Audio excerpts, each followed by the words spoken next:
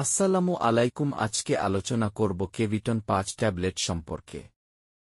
এটি তৈরি করেছেন অপসোনিন ফার্মা লিমিটেড।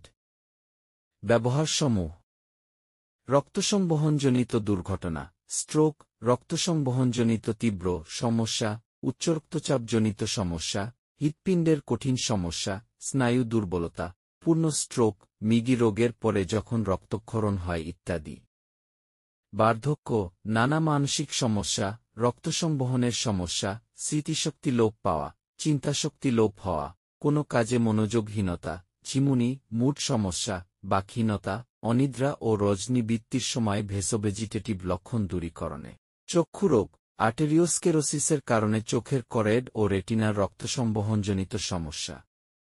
ভ্যাসোস্পাজম, ম্যাকুলার উপশিরা, চিন্তা ও ধমনীর রক্ততঞ্চন ও এম্বোলিজম ও গ্লুকোমা অথবা এ জাতীয় সমস্যা।